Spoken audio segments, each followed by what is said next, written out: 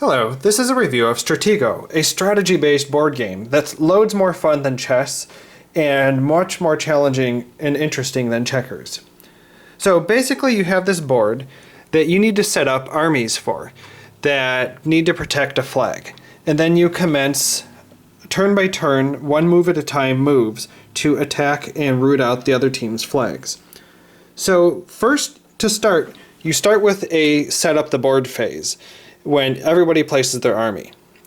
And for this, you start by figuring out where your flag wants to be, or where you want to protect your flag, and then set the other pieces from 1 to 10 in bombs to protect it. So, for example, I put the flag and a few rows of bombs in front. It's common to probably put flags in the corner, but also it becomes predictable. And by the way, if they attack here and find a bomb right away, they might just assume your flag's probably behind it. So you can start thinking of crafty strategies of, maybe I surround my flag by cheap guys that they're not going to spend any time and think that it's not guarding anything. So there's all sorts of considerations out there. Basically, with pieces 1 through 10, the higher number wins for the most part. So 10 beats 9 and everything below, and so on. But then there's a few special moves that offer some balancing of the pieces. So it's not just that the number 10 piece always wins. He does beat almost everybody, except 10, like almost everyone else, will be destroyed by a bomb. But pieces number 1, 2, and 3, which would otherwise be the weakest pieces, have extra special abilities.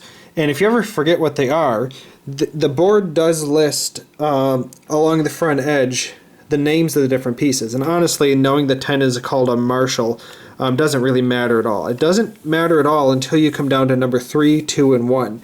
And at least by pictures, it gives me a visual clue that, the bomb is a miner, and he can defuse bombs. I'm sorry, not the bomb, the number 3. So number 3 diffuses bombs. Number 2 can move more than one space at a time. You see he's on a little scooter. So 2s can move more than one space, although they give away the fact that there are 2 if you ever move more than one space with them. A spotter is a number 1, which is otherwise the weakest player on the board, but he has a unique ability that he can, when attacking another opponent, he can guess the opponent's number, and if he's right, he wins. If he's wrong, then he loses. Because otherwise, 1s would always lose against everyone they run to, except if you run into somebody that you know is a 10, you could say, I spot you 10. And if you're right, then number 1 will beat a number 10. And still, everybody but 3 beats a bomb. So this guy here beats the bombs here. So there's some balance to that. So there's some strategy to how pieces move, but what's nice, there's no real complexity with as you move. You move one space at a time. Just one space. And then number 2 attacks, and then you find out. They have to reveal their number if you're attacked. So I attacked with a number 2, probably not a great idea, against a number 8. So I lose. So this guy gets removed from the board, and he will stay here. But now I know that this is an 8, and if I'm tracking and trying to remember what's going on, I know that's an 8. So now I'm looking, assuming he's going to come marching forward, what am I going to do? I might start positioning. I might go, my next turn he might move here, he might move here, and I'm worried that this guy's going to attack me, but meanwhile I'm trying to get my 10 into position because I know I can take him on. So you can see that once an attack has been made, you can learn what it is, which brings all the more advantage to the 1s out there that I could, if only he could get over here, he could spot him as an 8 and win. So let's just say we keep moving, and now I attack a piece again. I say, we're going to fight. Turn around and find out what we're at. So I'm an 8, he's a 5, I win. So I take him out, and I'm moving on here.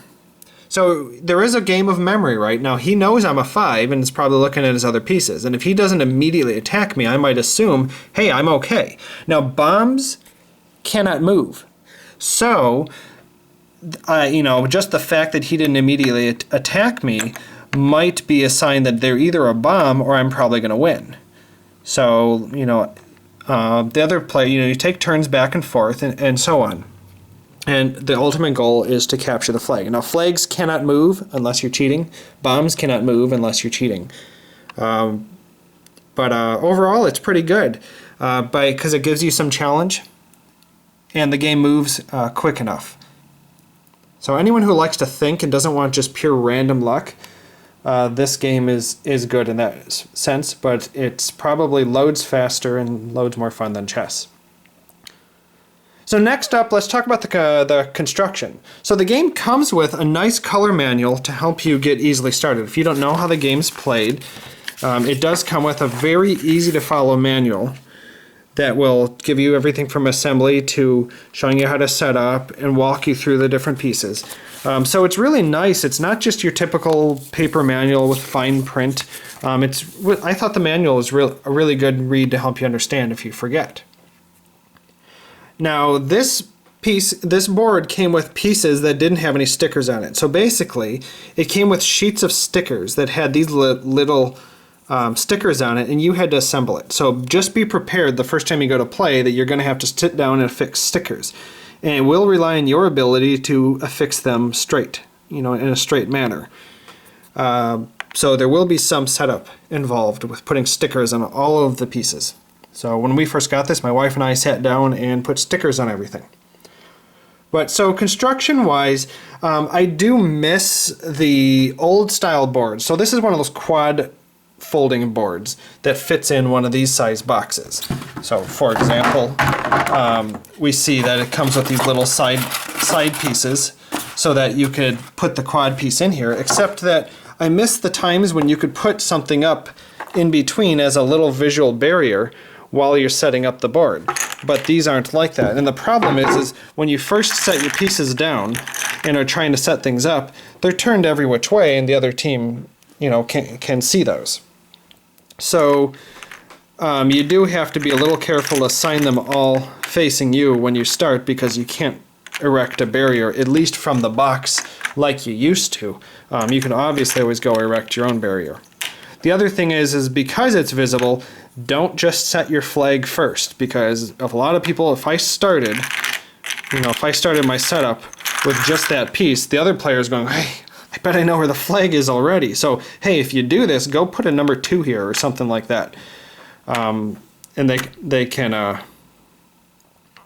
because you have to be a little guarded. So I do miss that, but this seems to be the style boxes going forward anyways with a lot of board games. But construction-wise, I didn't have any particular problems. I think it's a great game.